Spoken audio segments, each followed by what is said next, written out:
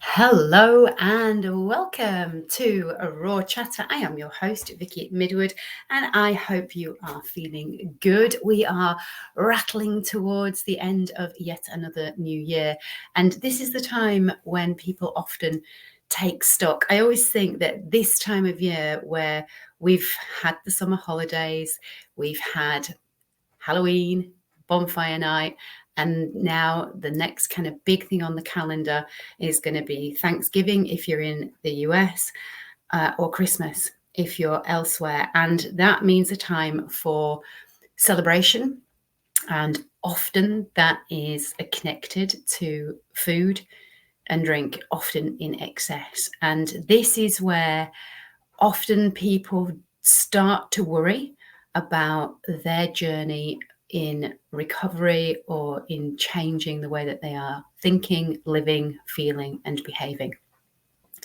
So I'm not going to delve really deep into any psychology here, but what I really want to share with you is I've had some very interesting breakthroughs with some of my clients. I tend to work with people where possible in a hybrid fashion. What does that mean? It means that we work online over Zoom calls, phone calls. I utilize voice notes and various apps and what have you. But also I try and see my clients in person where possible. Every 3 weeks, 6 weeks, 6 months, depending on where they are in the world.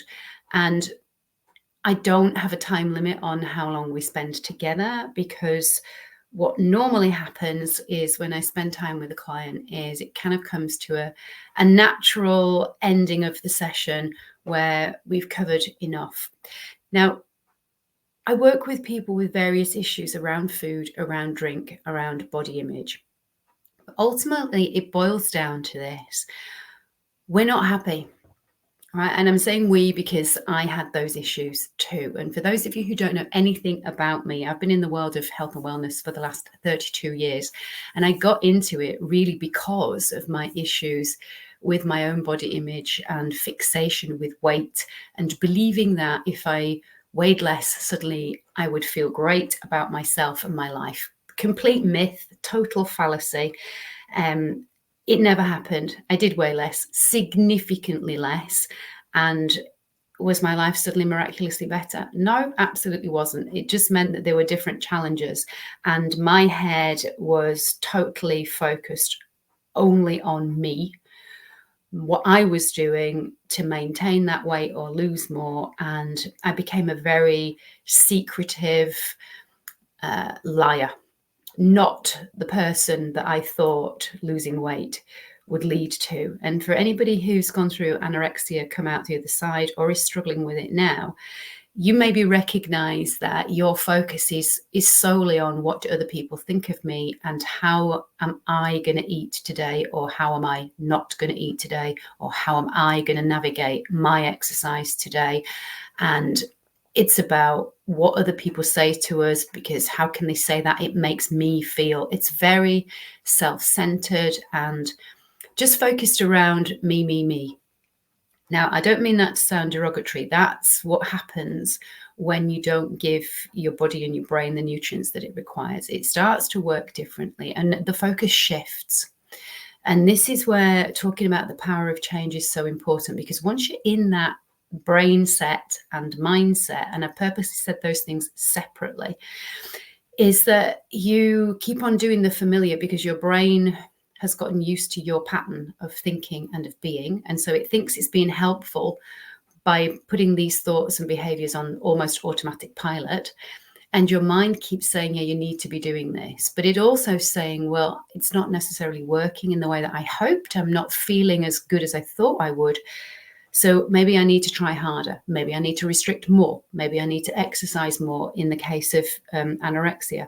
The problem is often there's a boomerang effect, and eventually you will give in and you will binge. That will then lead to even more restricting. Now, in terms of anorexic person binging, do I mean it's like an emotional eater, or a stress eater, or a binge eater? No, it's different. An anorexic might look at a binge as being, too 2 times as much food as they normally allow themselves. So if they allow themselves, half an apple, they might eat a whole apple, and they might class that as a binge. Now, to anybody listening to this who does not have an eating disorder, has never been down that road, that probably sounds like the most bizarre thing you've ever heard. However, in the mindset of somebody in that world of anorexia, and I'm saying world because it does become a world that is totally separate to reality, and it's not, to them it's a binge because it's more than they planned. And this is the thing. When we plan things and when we have expectations of things, we often get let down, especially if other people are involved.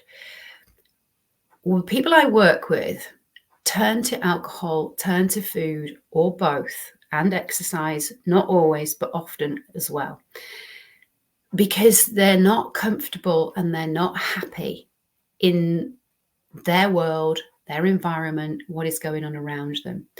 And they want other people to behave differently. And the belief is that if I do things differently, if I look different, if I am different in myself, in other words, the way that I look and feel will make me more confident, and then I'll be able to say what I need to say and ask for what I need to ask for, and therefore people will behave differently. They think it's this magic bullet, and it never is, because we need to start asking for what we need first. We need to change the way that we look at things if we want things to change. And expecting other people to do what we want them to do, and to remember what we like and what we don't like, and to remember what makes us upset, and to remember what makes us happy, and to not do anything to upset us, is totally, utterly unrealistic, because we don't have the power over other people. And the hard thing to help people understand when they're in that mindset is that you don't have the power to change others, and you never will, because other people are living their lives worrying about themselves, and you, I'm sorry to say this, are not that important to them. You're not front and center of another person's world, unless that person has got some kind of issue and problem with their own brain set and mindset, in that they only ever put other people first to the detriment of themselves. And actually, if you are around somebody like that, you will call them needy and you will call them clingy, and you probably want to run away. My point being, to expect other people to remember everything about you and to only ever do what makes you happy is unrealistic, incredibly arrogant, and incredibly selfish, because they weren't put on this planet to serve you. And the idea that everybody should know, because you've told them once, what triggers you, what upsets you, what you do like, what you don't like, is ridiculous. Because if I were to ask you, of all of the people that you know, can you remember every like, every dislike, every trigger of all of those people? Now, if you're answering yes, well, incredible memory and hats off to you. But from the majority of people listening, the answer is going to be no. Why? Because you're living your life, you're not living theirs, and you're not in their head. But unrealistic expectations are something that is a massive cause of people turning to substances to feel better, because we feel let down in some way. And often this boils down to the fact that we're expecting people to be mind readers. And newsflash, people are not in your own head and they can't read your mind. What came out this week is I went to see a lovely lady. I went up to Cambridge actually to see 3 clients, ended up seeing 2 of them. And one of them had an issue with alcohol and the other one had an issue with food. And one of the ladies realized that the way that she was looking at things was not helpful. Over the last couple of weeks of working with her, she's had some incredible realizations and understandings of the way that she thinks. Why? Because she's never sat down and done the work before and really noticed, what am I thinking? And this is why I am a fan of doing, in inverted commas, homework. So my clients get 4 questions to answer at the end of every day, which allows them to start to get to know themselves better. And you may have heard me say this before, and I'm going to say it again because you can't hear enough.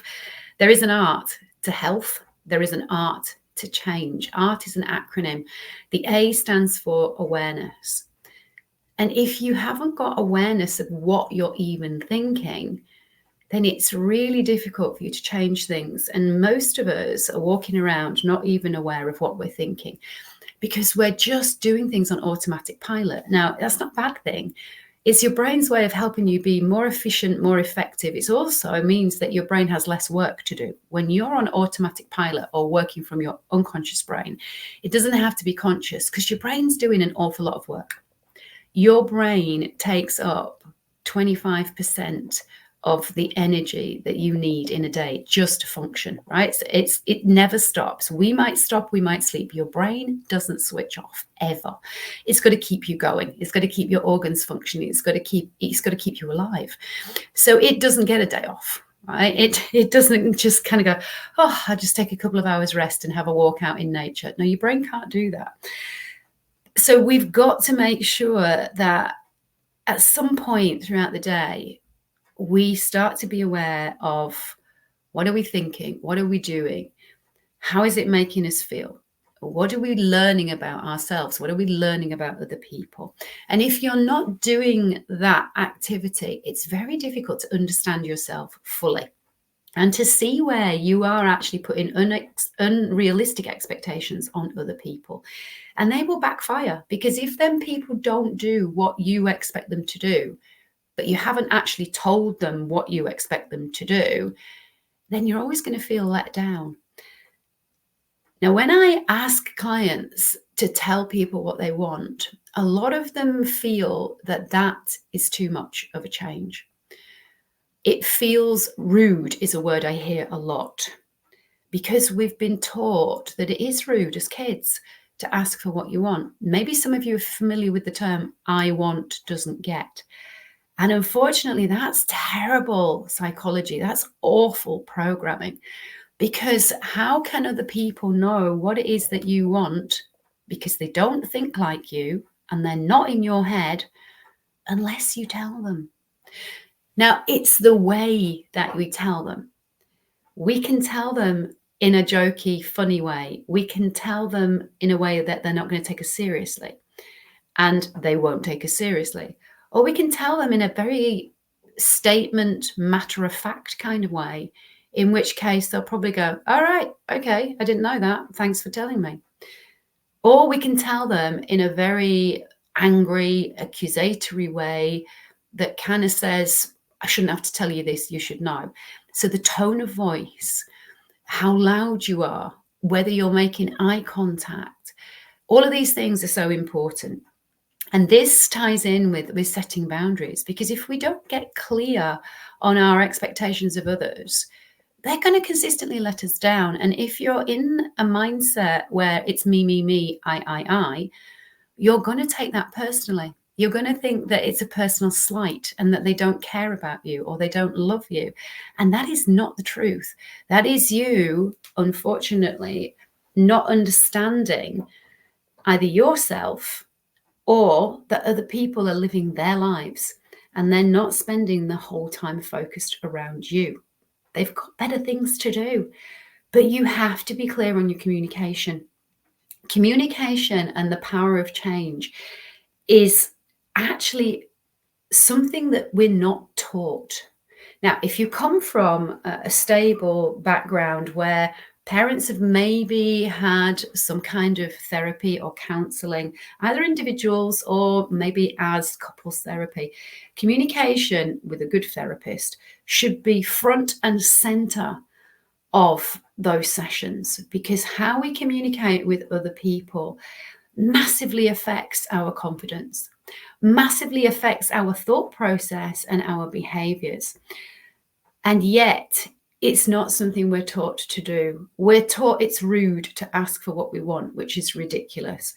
We're taught that you shouldn't upset somebody else and you should think about their feelings before you say what you need to say. But those messages are doing us a disservice, and actually they're incorrect, because if I think very arrogantly that I have the power to upset you, then I can definitely use that. That's what a narcissist does. I can use that to my advantage to make you feel small. And if I can make you feel small, by default, I'm going to feel bigger and better about myself. But that doesn't make me a good person, does it? That doesn't make me feel proud and happy that the only way I can feel good about me is to make you feel like shit, to upset you. That is not how I choose to live. Now, there are people who absolutely do that. People in domestic abuse situations will know exactly what I'm talking about.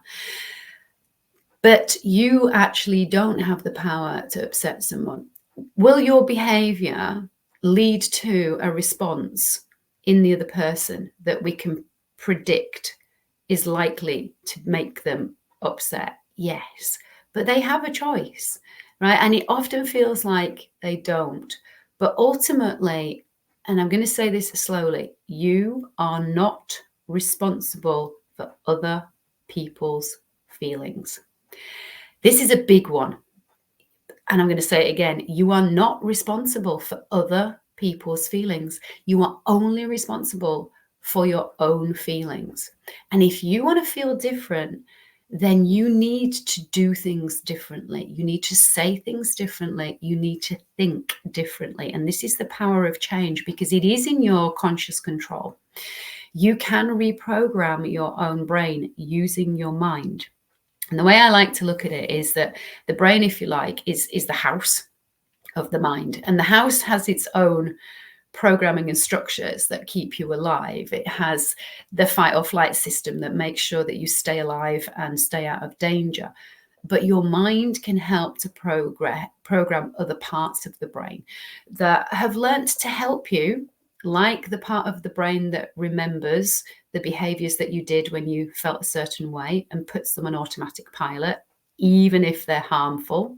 I mean, things like reaching for a drink if you feel upset, or reaching for food if you want to comfort yourself, right? Your limbic system remembers the associations that you have with certain foods and connects them and reminds you that, if you eat this food, well, last time you felt like that, you know what, you ate this food and you felt better. So it just reminds you very quickly to do that. It's not conscious a lot of the time. Binge eaters will tell you that if they actually slow down, put the food that they normally binge on a plate, and eat it one bite at a time and chew really, really slowly and actually taste the food, they often find they don't actually even like that food very much, but they turn to it not because of what it is, but because of the association and the feelings that they're going to get from it.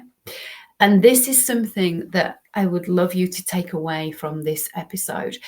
You need to be clear on what you expect from other people. And that means you've got to be clear in your own expectations of yourself.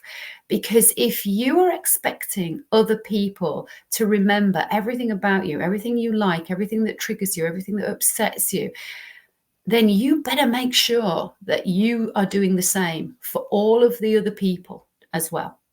And if you're not prepared to do that, don't expect other people to remember everything about you, because they won't and they can't, because they're not living your life in your head. They're living their own. Respect that and help them to help you all to have a good time together. So many people binge because of experiences with other people. They said this, they did that, it made me feel this, therefore I had to drink. They said that, they did this, therefore I have to eat this food to make me feel better. They said that, they did this, therefore I'm going to restrict so I can feel better about myself. It doesn't matter what the thing is. The point is they said that or they did that and it made me feel this. And that's a justification for me to feel bad about myself, to beat up on myself, to self-harm in terms of under-eating, over-exercising, overeating, over-drinking, whatever it is, it's an excuse. It's not a reason. And so I would invite you to embrace the power of changing your expectations of other people. Being realistic, expecting other people to do more than you do for them is not necessarily realistic in terms of remembering everything about them. People pleasing is a whole other thing. We're not going to go down that road on this episode. Perfection is something that other people are never going to be, and neither are you. So don't expect it, then you can't get let down. I'm going to leave you with a saying that I read, and I can't remember who it's by, but to assume makes an ass out of you and me, right? Assumptions and expectations are going to lead to disappointment. If you have no expectations of other people and are just prepared to go with the flow and accept them for who they are and listen to what they have to say, life gets so much easier. If you let go of the idea that every experience you have with other people is going to be perfect and just take the flow and the joy of the experience so that you can remember all of it, the good and the bad, the funny, the not so funny.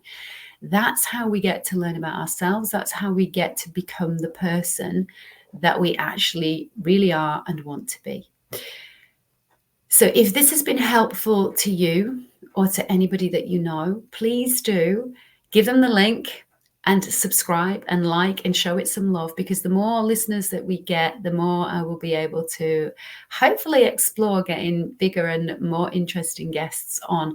I have got some guests lined up coming up who I met when I went to America to speak at the World Obesity and Diabetes Conference. And I'm really excited about them coming up too. And I've got a very interesting chat coming up with somebody, a male guest, who talking about living with a narcissistic family. So there is a lot for you to stay tuned into. So subscribe so you don't miss any notifications of episodes as and when they get released. And on that note, folks, be kind to yourself.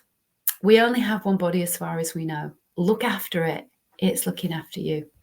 Until the next time, have a good one.